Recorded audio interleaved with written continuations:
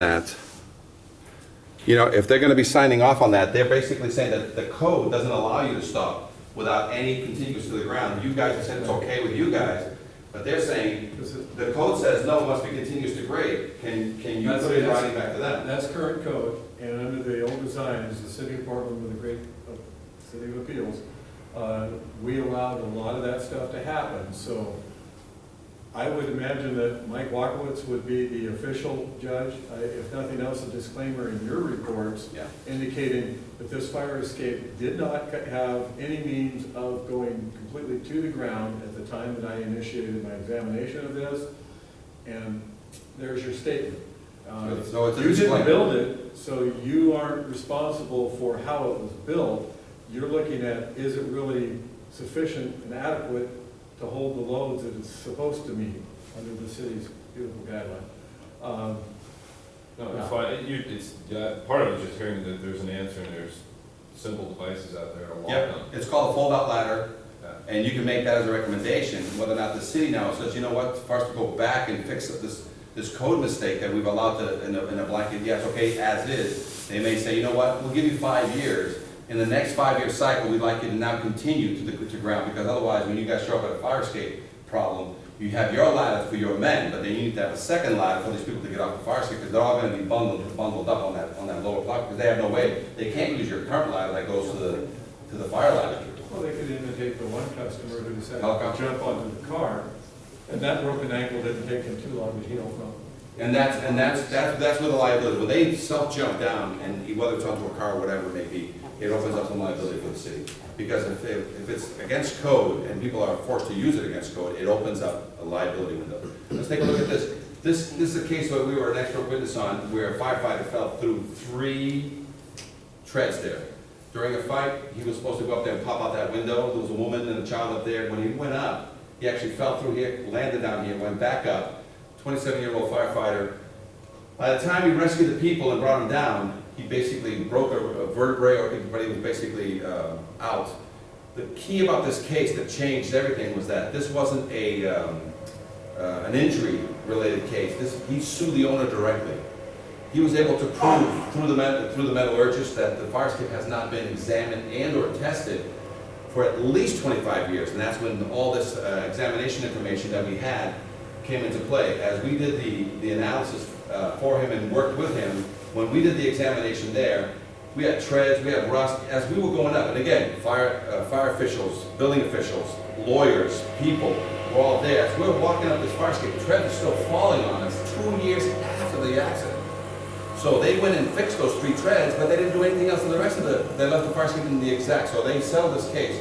And the owner was exposed because the insurance company wouldn't deal with it, because it says, you know what? You're required, you have a fiduciary responsibility to maintain the fire escapes at all times, which is what the code says. And you haven't, and we can prove that you haven't for 25 years or more. And so basically they lost the case, but this is the evidence that we got that basically proved, and this is an example of the tread, the process of when the tread starts getting rust in it, and those bolts that I've shared and put around, you can start seeing that the rust starts eating on the inside and starts making those connections paper thin. And as they grow and they start separating with ice jacking and rust jacking, what happens to that tread? It pulls away from the stringer, and what happens to you? Whether a fireman going up or a person coming down, this is when you get tread failure. It's because either ice jacking has forced the tread away from the rivet shaft, or as some of these bolts that you have floating around, the whole interior is eaten, and what do you get when you put enough pressure on it with a foot? And that fireman fell through 3 of them. 3 of them. And basically he couldn't work the rest of his life. He was out for the rest of his life.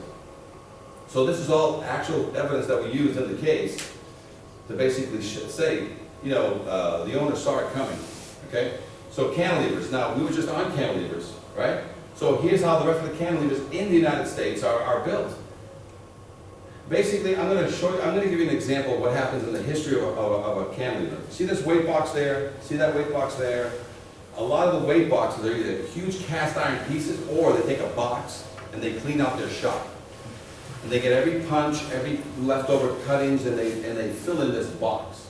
And sometimes these boxes are properly covered, and sometimes they're not. So what happens to rust? If somebody still has that rusty piece, a 1/4 inch grows to 1 inch, can somebody just lift it?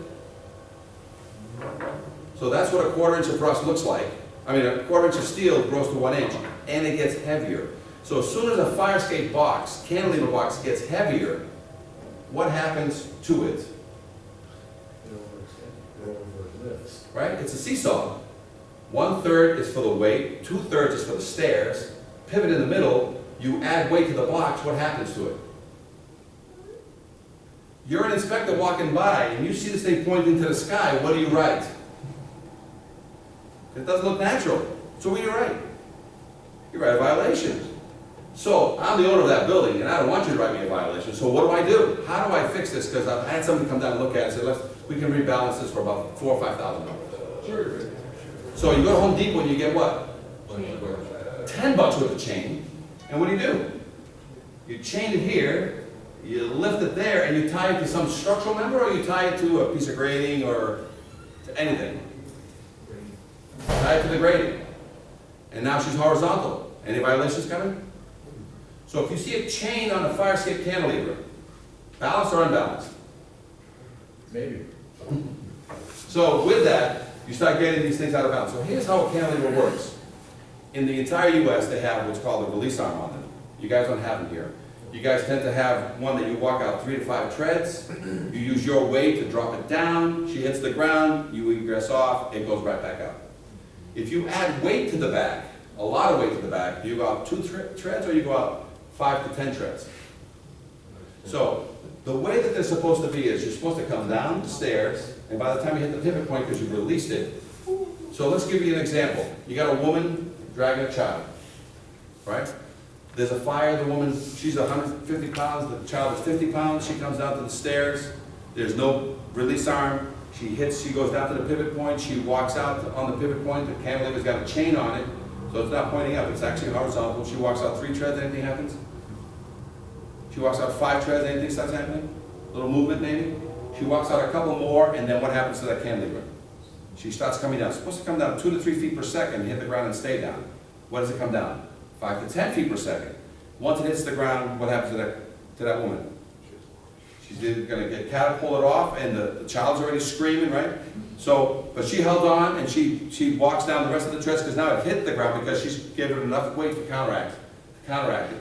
She gets to the very last tread, she's dragging her 50-pound child behind her, and she steps off the fire escape cantilever with 150 pounds. What happens to the cantilever now? Takes that 50-pound child and does what? There's a French word for that, it's a trebuchet, right? Trebuchet? Not French. All right, so, but that child doesn't get catapulted off. That child is up there holding on. And then all of a sudden you come down, and the mother is saying to the child what? 12 feet. And the child does what? Screams and cries. The firemen come running down. Well, actually, the woman there basically runs to the front of the building to go back into the apartment and do what? Goes do the whole process again and save who? Her child. Does she have the keys with her in her nightgown that she came down the fire? So all of a sudden she grabs a brick out of the street, she's ready to smash the front door in, and who shows up? Firefighters. They come running down the alleyway and they walk up to the child and say, hey, do what? Child says, what? So now the firefighter goes back to his truck and gets what? The ladder. Pipe pole, so you can poke. Oh, that's right, it is the pipe pole. So he goes and grabs the pipe pole, brings the thing down, reunites the mother and the child, puts his foot on there, and it happened to be Stu White working that night. And he's sitting on that fire escape and he's holding it there so that who can use it now? The fireman. He's going to be working with it. He's gonna be, so the firemen are using now, but we've lost Stu because he has to do what on that now? Because it's out of bounds. He has to hold it. As soon as he lets go, what happens?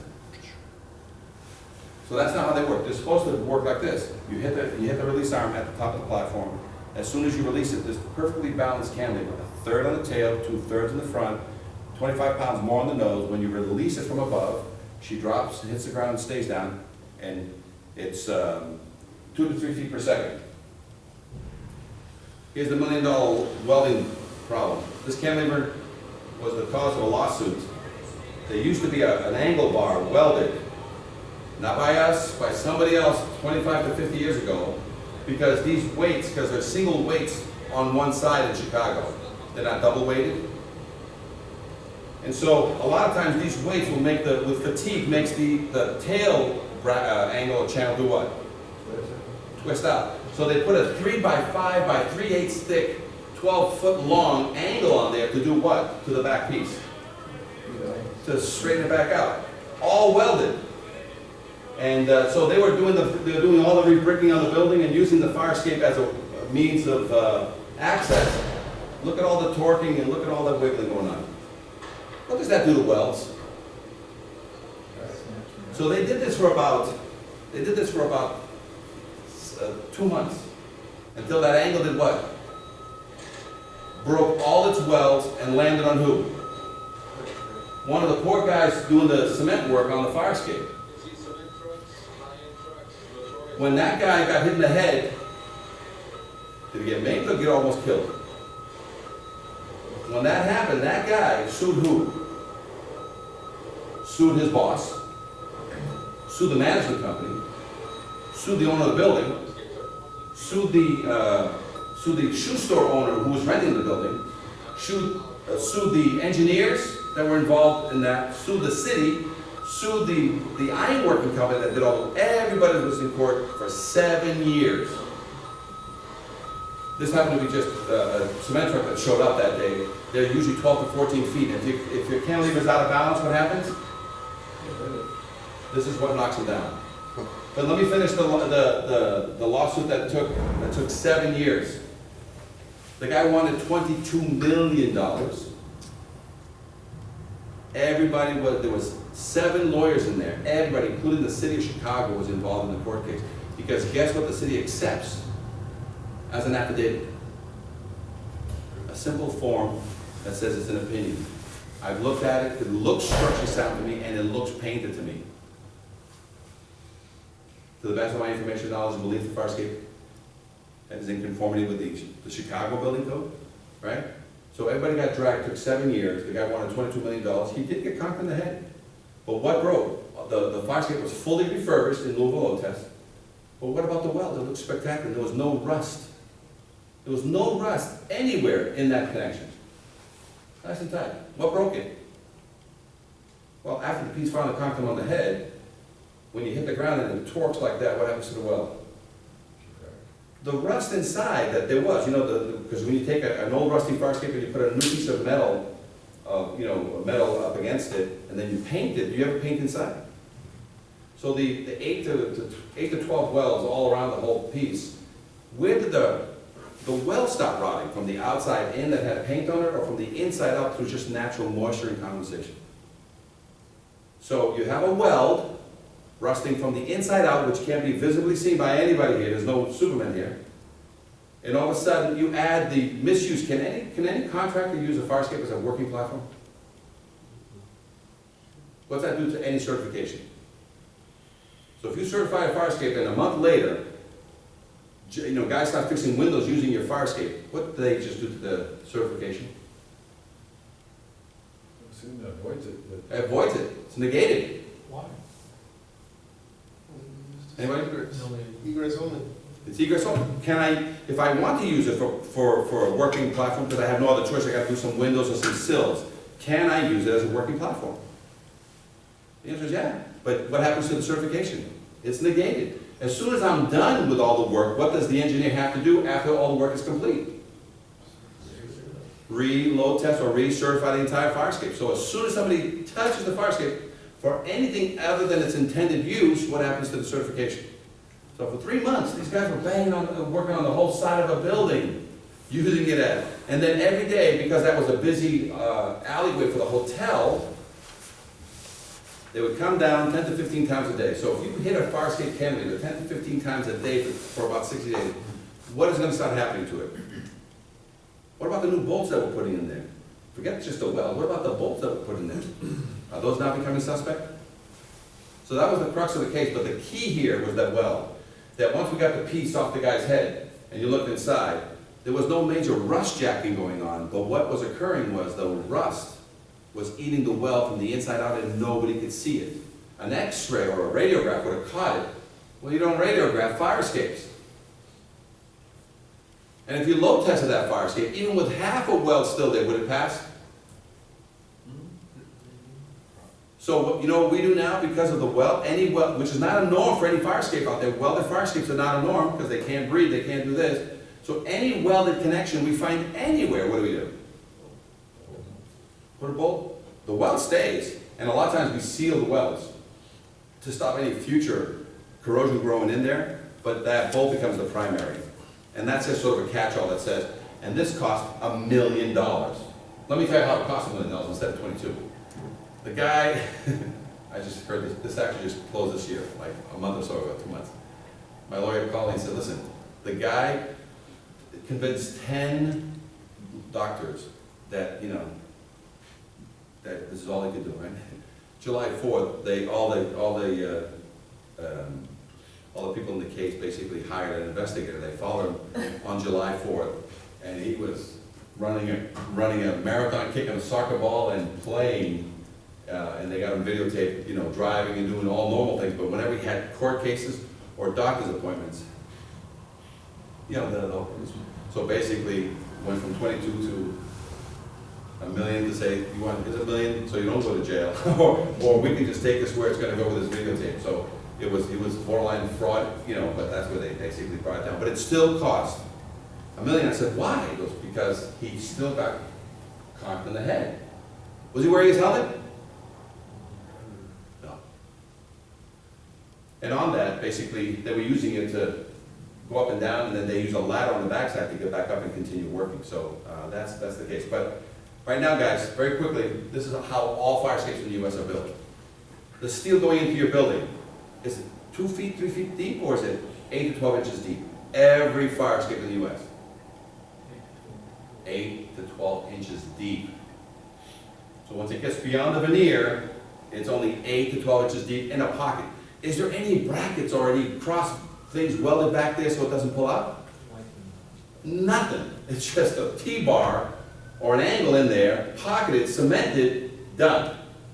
Got it? Every fire escape was built this way. So what happens is water, spalling, and a lot of times, a lot of work is done towards the surface and not into where it's structurally tied in. So what happens when you have a full set, two full sets of stairs on a bracket that is all by itself, because somebody took it out of here when they fixed this window, they didn't put that bracket back over here. Can a 4 or 5 foot C-channel carry 2 staircases on it when only 8 to 12 inches are buried into the wall? So this happens all the time. When you put the bracket, again, 8 to 12 inches deep, a lot of times it's buried back into the wall here, and you know what happens? That drives water back into your building. Okay? And then it either has a single bolt or a bracket at the top. But that's what it looks like. That's how all fire escapes going into masonry buildings, that's how they look. And you get this kind of spalling when the water's driven into it. Through bolts. Some of them are big plates, some of them are these little cast iron buttons. And what do they do with that much force on a single brick? What do? Right?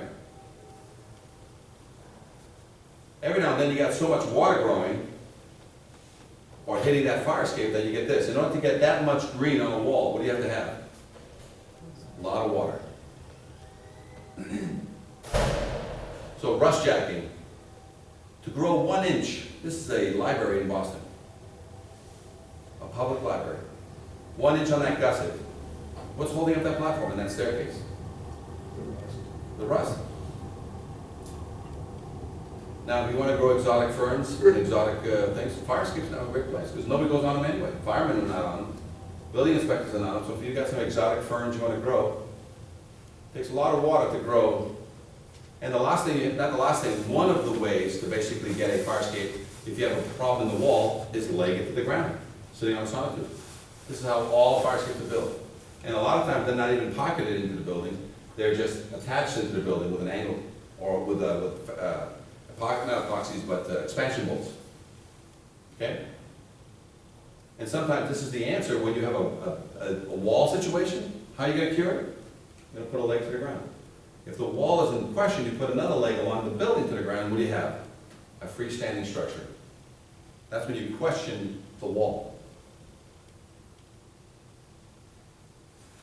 Can't put razor wire on these fire escapes. People do. A lot of times you have trucks that hit something, and what do they blow up? The interior masonry or the exterior veneer? A lot of times it's just the exterior veneer that gets blown out, but sometimes people have to open it up even more to get inside to see what happened inside the wall there. And the last is wood structures. All wood structures must have a through bolt. When you ever get to a fire escape and you see 4, 6 lag screws, that indicates to you that somebody has not properly attached it with a through bolt and a plate. And that's usually 3/4, 5/8 or 3/4 through bolt with a plate, picking up some studs. You see a lot of lag screws, that means somebody didn't know what they were doing, and the answer is you just gotta put in a through bolt.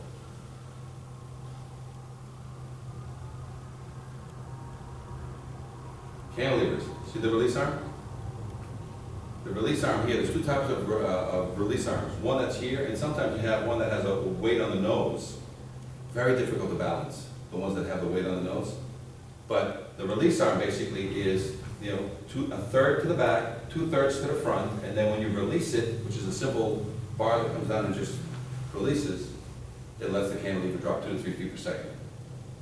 Otherwise, if they're hanging down and you got a cement truck back in it, can you see that thing up above? By the way, what happens when a trash truck, a cement truck, hits your fire escape? What do you call that? Oops. No, it's called a fire escape lottery ticket. Because here's what has to happen on that fire escape. First of all, the engineering firm is gonna get paid by who? The owner or the insurance company? The entire fire escape, not just the damaged cantilever, needs to be repaired. Because in order to bring it back into service, what must pass the inspection? The whole thing. So somebody gets there and they have a $10,000 damage to the cantilever and nothing else much more, but yet the rest of the fire escape has been ignored for 25 years. Guess what the insurance company has to pay? They pay for the cantilever and the refurbishment of the entire fire escape, and all fire escapes must be structurally sound and must be kept painted. So if the thing doesn't have any paint, what's the owner get? A paint job. So the next time a fire escape gets hit, a cantilever gets hit, guess what that means for the owner of the building? The entire system is out of service, and the entire system needs to be brought in. Yes? Question for refurbishing guys, are you guys finding that homeowner insurance is paying for a lot of this work? I am. Red tag, are you? Yeah. So the insurance company covering the Every time. building's paying for it? At 100%.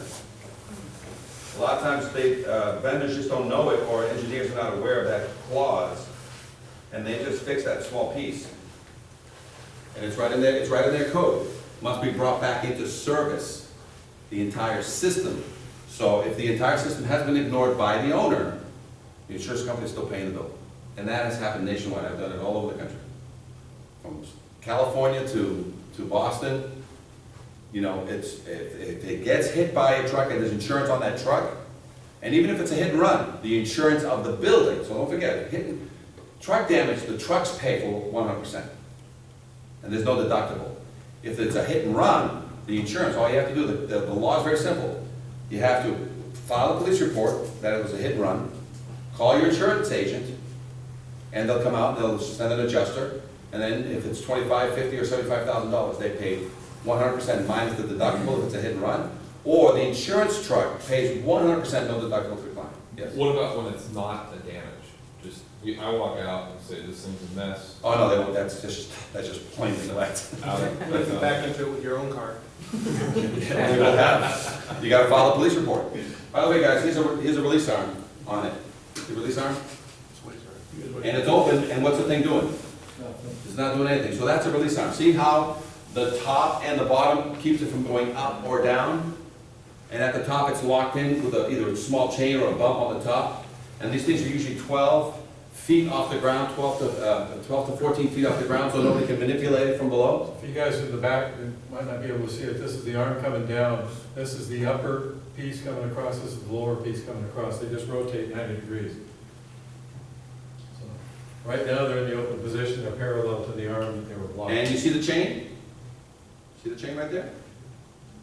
So if you see a chain, so these are easy to make. Any guy can make a release arm.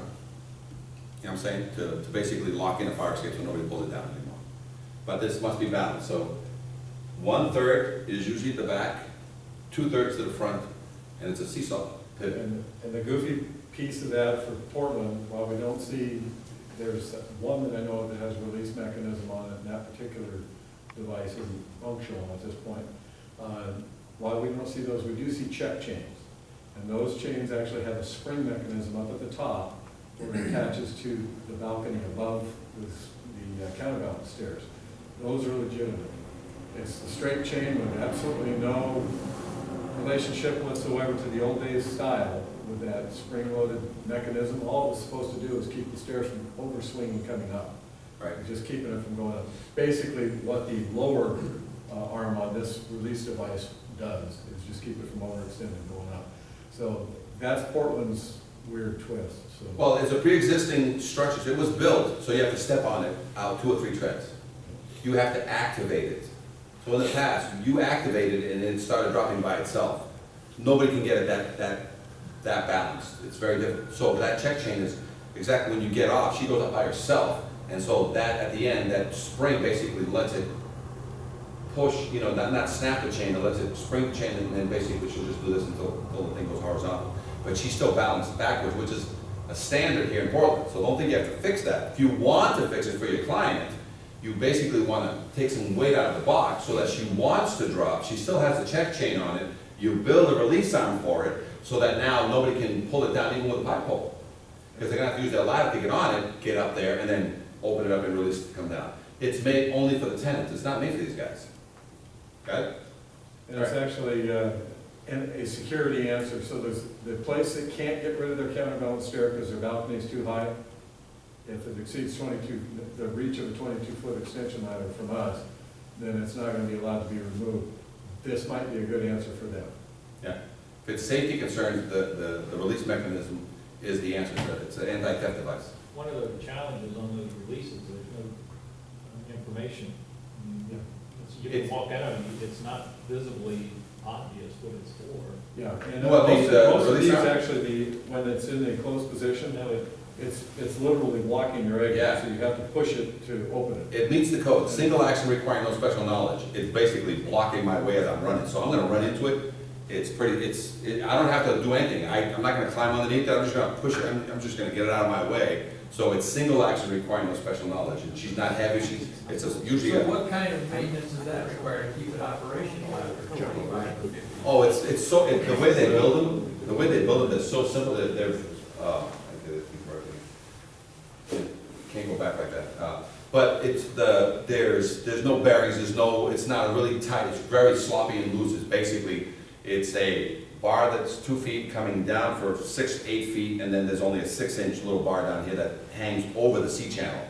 And so, and she's going through a washer, or she's going through a pipe or something, and she's very, no grease ever needed in its entire life, so it's not like rock solid tight. She is sloppy, and so So that, it's just an oversized sleeve with Yeah. a pipe or? right. So basically, if it ever starts rusting, you have to clean the rust out.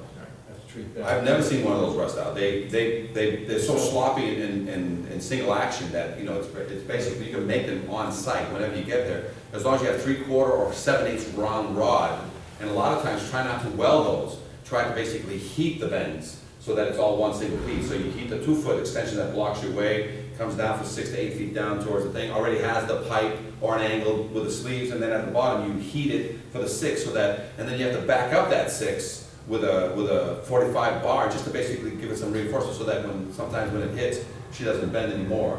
But I was just gonna go back to show you, it's a sloppy release arm. It's not, it's really built on site. Stu, do we have many of those, have you seen any of those in Portland? No, and that's what I was saying, there's only one that I'm aware of that has a first balcony level release mechanism, and that particular one is actually a fancy rollout stair. It drops like the New York ladders, but then it rolls out and becomes steps. Yeah. And I'd love to see that one refurbished and put back in operation. It's very neat. We've made 2 stabs at it across my career, and we put the Somebody releases in on did this. the building over in MLK. See this right here? so we got a couple up on MLK. So See the spacer, the tube right there, and there's another tube probably at the top of the rail. It's a 6 to 8 foot long. Again, they welded this here, and this is probably a heat bend right there, basically to grab the top and the bottom, that locks it in. At the very top, a lot of times it goes over a bump so that it stays there, or you actually have a chain on it, so that the chain comes from the side and loops into it. So even if somebody from below could try to, the chain prevents somebody from pushing it that way. But when you get to it, it's like, you know, as soon as you stop pushing it, basically, there's nothing holding it in position. Yeah, if we were trying to foolproof it, building and designing this today, they'd probably make us put some kind of international sign on it that indicates push and fall or something. Yeah. And so you got cantilevers that are just always getting smashed by trucks because they hang wrong. If they come down ever so slightly, a truck, a trash truck, a moving truck always clips them. That's why they have to be 12 to 14 feet off the ground. Actually, we've had a couple of firemen's ladders, which is that goofy thing that Cisco's talking about here. For the city of Portland, we have firemen's ladders on these things. And we had more than a couple of them across the years as they're coming down below the lower balcony. There's your balcony. I don't know if you have pictures on it. That have been hit by trucks, trains, whatever. If this thing has got an S-curve to it in any way, shape, or form, that ain't right. And it's been hammered. And that makes this balcony system suspect. So when you guys are looking at that and dealing with that. But that's a watch out for that. lottery We've ticket had- also. It's called a lottery ticket. Yep. Because now that you smashed the lower ladder and everything else still looks good, the whole system is now out of service, and the whole system now must be refurbished and or load tested, not just fix that piece, because you've basically taken it out of service. Even if it was load tested just a year ago, it has to be reload tested that year, and the whole fire escape needs to be refurbished. Now, if it's never been refurbished, that client gets a free pass, but he's getting the whole thing repaired and painted. If all of a sudden it was just load tested, or refurbished a year ago, and that's the only thing damaged, then you're only gonna fix that piece and then either issue evidence of strength again because the rest of it was fine. So, but a lot of times these lottery tickets are on old rusted fire escapes, and the client is like, oh my God, until they find out that the insurance is gonna pay for it 100%, and it's the truck insurance, not the homeowner's insurance. And we've had one recently, I believe the property owners tried to do the repair themselves. So if you see the one with the aluminum ladder piece on it, that's not right either. It's on Eon? So, guys, here's a 24-story hotel in Chicago where you've got, stringer issues and connections, but you also got, the stringers are no longer connected to the building. Now, the only thing holding this stringer up is the railing system is all one piece connected, passing through. So you got some crazy stuff as you walk up as an engineer, that sometimes you're basically load testing it with your body. Rust in the stringers is one of the biggest problems that you have, because you're trying to fix the fire escape. So when you do, as an engineer, when you do a plan with anybody fixing a fire escape, one of the first things you gotta work with your vendor is an emergency plan to make it functional until such time that permanent repairs take effect. And what's that mean on this connection here? In order to let the vendors get on it and fix it, they gotta take that bolt out during an emergency plan and put a new bolt in it and leave the rust there. They gotta take all the treads that have half-inch of rust and do what? Take the bolt out of the front and put a bolt in it for what? To make it functional for who? For the vendors. Then they can start repairing it once you've secured the fire escape. Because every now and then vendors get on these things, climb all over it, and what happens to these vendors? Like my guy's father from Chicago. Fell 7 stories to his death. Why? Because of one of these bolts, one of these connections. How long is it gonna hold? We don't know.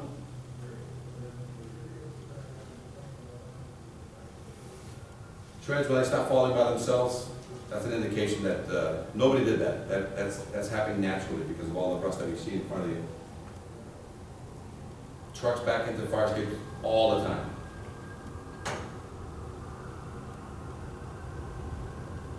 Railings, you guys are gonna love this one. Sometimes when railings are squished between the C-channel, what's happening in between those two things? Rust jacking, it's eating the rail bottom and it's eating the channel top. Just poor design, a lot of times it's just poor design. Spacers, sometimes you have spacers in certain grading ones. A lot of the West Coast is made with flats, not with grading standing up, it's flats, 2-inch flats laying on end. So everything accumulates rust in a connection. These spacers hold it for 1-inch spacing. So a lot of times when these rot out on the inside, you can't fix them. There's no way to fix them.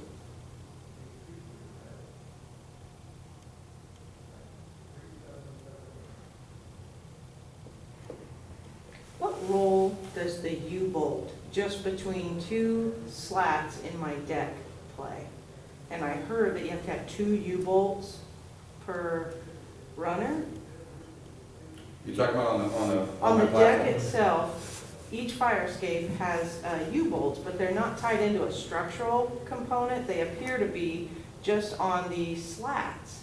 I went under and looked, it's not on a structural portion, and someone told me that those have to have 2 per length of slats. Usually to help, if you have a piece of flat, 2-inch flat by quarter, Yeah. running 10 feet wide. Usually those slats that run this way are not structural. Usually it's the slats that run this way every 3 feet, let's say. And they run from the front angle frame to the back angle frame. And these flats, which are held down by rivets, okay, a lot of times you'll have a U it's not a U, it's actually a square U, not a round U.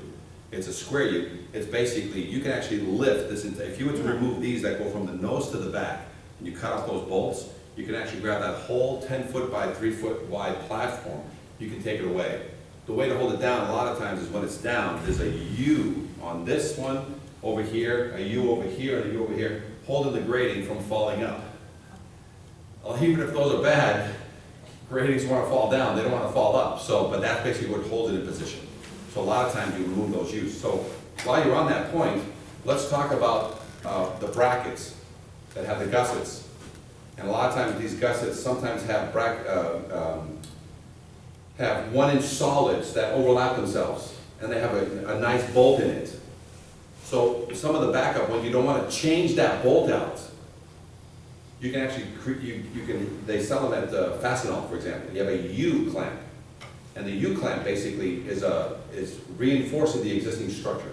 You can either drill it if there's enough room, drill and put a new bolt, aside from the other bolt, or take the one out, put a new bolt there, or next to it, you basically back up the existing fair to good condition bolt, or you can use a U-clamp to basically keep the original, and behind it put a U-clamp that basically remarries the nose, and this is usually on the nose of this 1-inch solid that goes out and bends, and then there's another one that comes along and does this, and it usually has a bolt through it. If it's welded, we're going to bolt it anyway, because we don't trust welds. But if there's a bolt there that's in great condition and it's solid and it's great, we usually back it up with a U-clamp behind it to basically suspend it. And the theory that they talk about, if I have a belt and it's in good order, and I put suspenders on my belt, what am I doing? So which one is my primary? My suspenders now is my primary, but my belt, which is 50 to 75 years old, is what? Secondary. Yeah, stretching right now, yeah.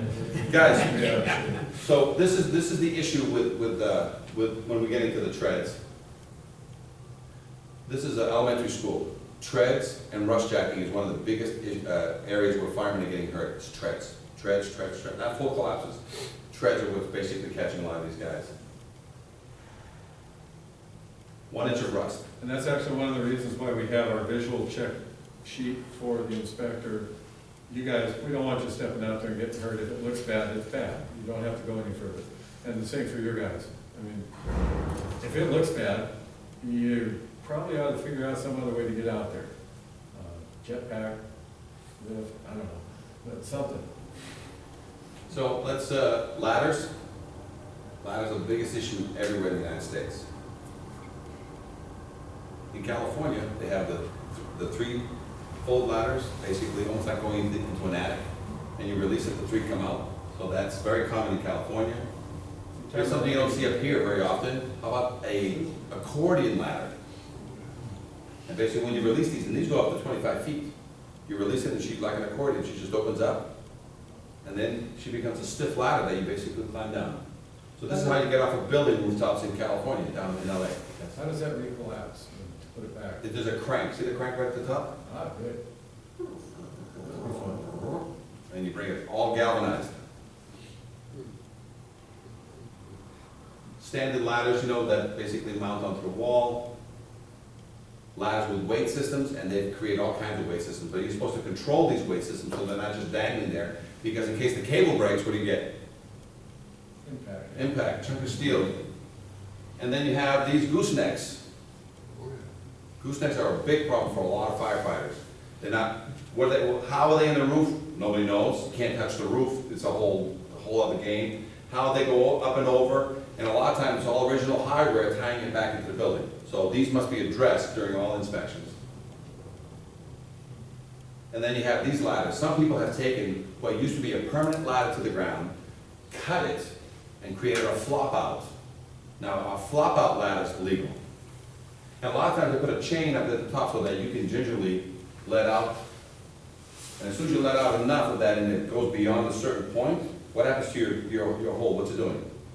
Absolutely nothing. And if there's a dog, a child, or a fireman down below, when that ladder gets pushed by a window by a person, what happens to them? Even if they're wearing a helmet. They're gonna get driven by the arch. Whoa, right in the head. So these are not legal. This is what it looks like when it's in an up position. This is what it looks like down in a down position. So whenever there's a notch cut, that is not a standard anywhere in the US.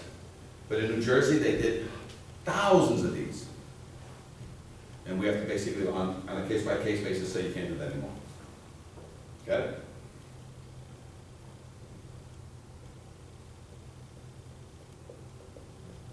So, in getting back to Russ, our biggest issue for the inspectors, whether you're a fire inspector or whether you're an engineer climbing a fire escape, is that rust jacking is doing what to your ability to, when you're paying the hammers?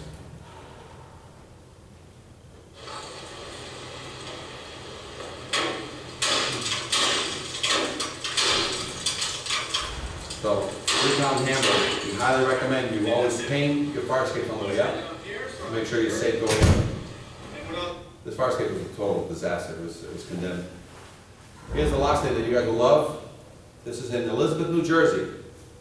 This is a slidescape. It's a one-way slidescape. This is the Elizabeth Fire Department, and this is on the rooftop up there.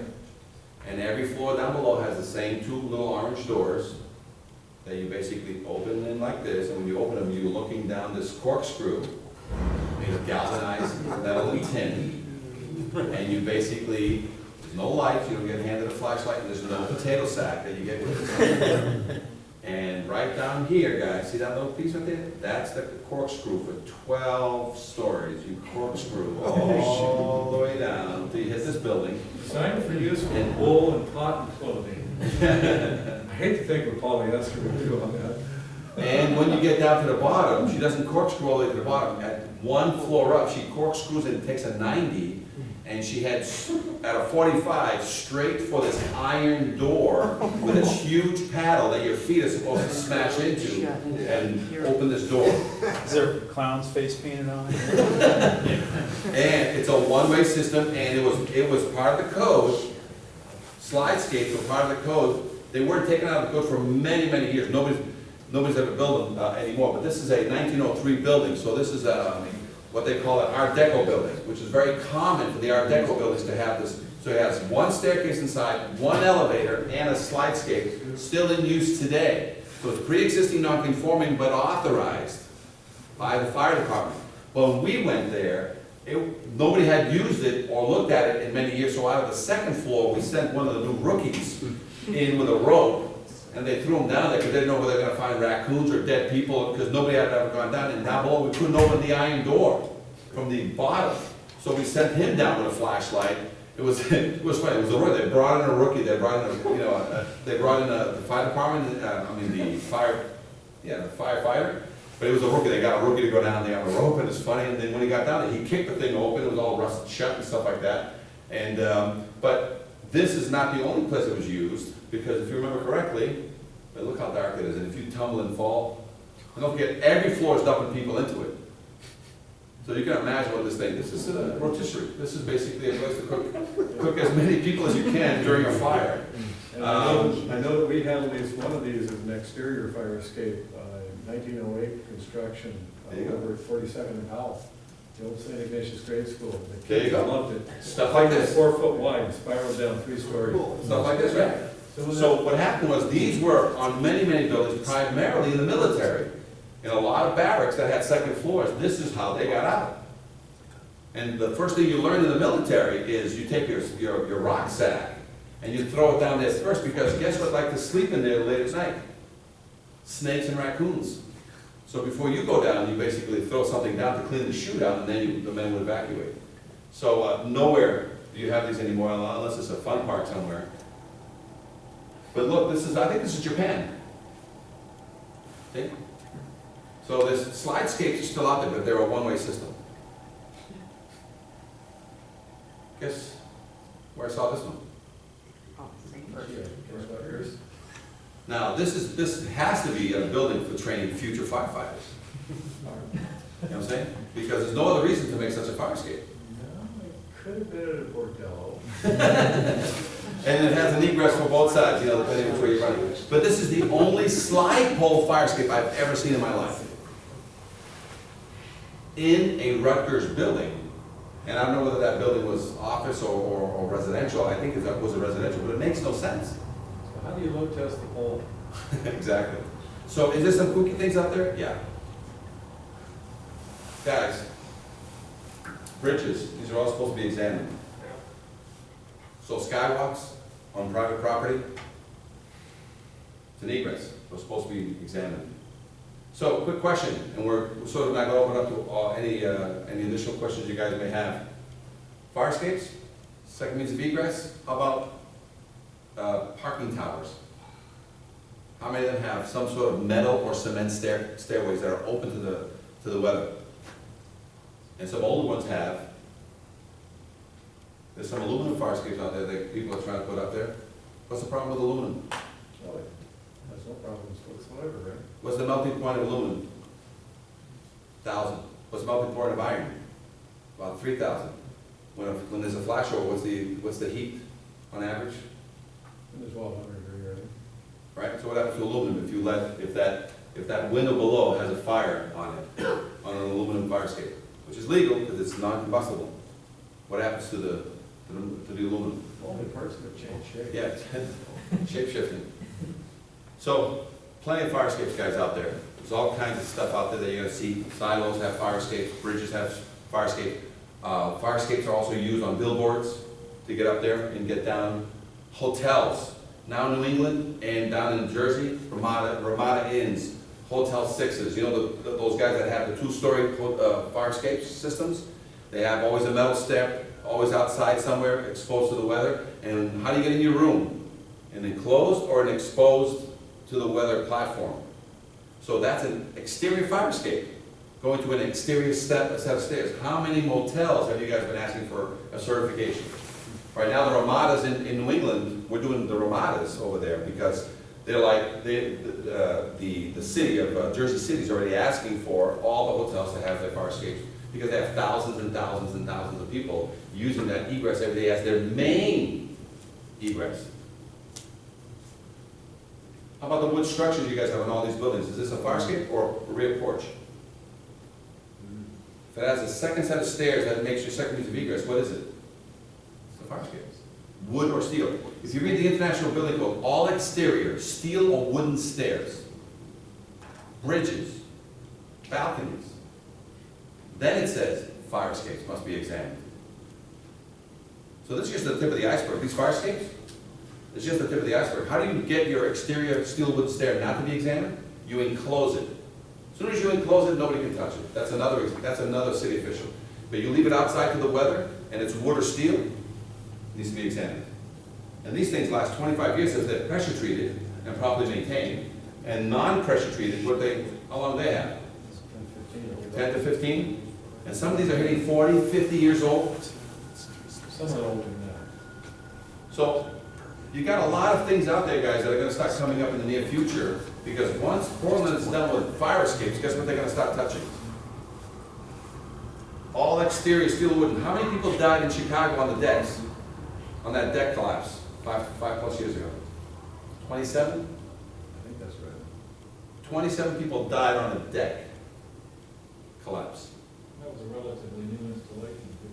Yeah. All in all. How about catwalks? How about handicap ramps? These are all egresses.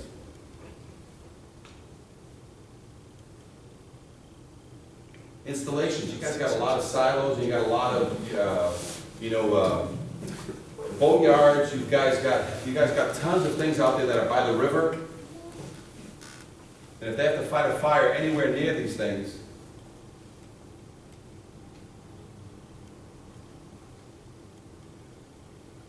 how about this? Whenever you see somebody putting a Home Depot ladder outside their window, what's that mean? What happened there? They got creative. That's a single-family home that got turned into a three-family, or it's a single-family home that got turned into a two-family where they converted the attic into what kind of space? Sleeping space, which changes the use of the building, which then requires a fire escape, right? Who normally catches this? Fire prevention or the insurance company catches this? Insurance companies come in and say, you need something out of that window. What will they allow? They'll allow a ladder out the window, but as soon as they're made aware of, no, the law says that since that has changed, you've changed the use of the third floor, we now need a balcony. Can I use a ladder? No. Full set of stairs to the ground? Yes. Why? Because that's what the code requires. A lot of times people are misinformed saying by the insurance company, say, listen, just give me a balcony and a ladder, I'll be happy. But that's not code. The code says if you've changed the use, I need a balcony out there, I need a full set of stairs to here and a full set of stairs down to the ground. And a lot of times, this will not pick up the second floor, which doesn't have a second means of egress, usually. So a lot of these single-family homes, 2.5 stories, are converted. They have a lot of this Mickey Mouse situation, and sometimes for almost 40, 50 years, they've been using one means of egress. So whenever you have a situation where you are not, because I know you guys can't touch residential, right? There's a whole, like, don't touch residential. But if there's a life safety issue, what happens? You get brought in on a life safety issue, and can you inhabit anything that doesn't have 2 means of egress? Legally, no. It's a life safety concern, right? So you might sometimes get backed into a residential situation from the building department. So they can put a new fire escape on that old building because it's Yes. existing? Pre-existing. They can put a new means of, secondary means of egress on it, and that's the catchphrase. Whether it becomes a fire escape, the way we recognize fire escapes in Portland, is gonna end up as an appeal item through Bureau of Development Services. Generally speaking, BDS is not gonna allow them to do anything other than an exterior stair, just because fire escapes are a pain. And they know that, and they recognize that, and we still have a bunch of buildings with fire escapes, which is why we're here. So, yeah, they're trying to avoid them, and they don't want to put them up if they can help it. But there are a couple situations where you are now boxed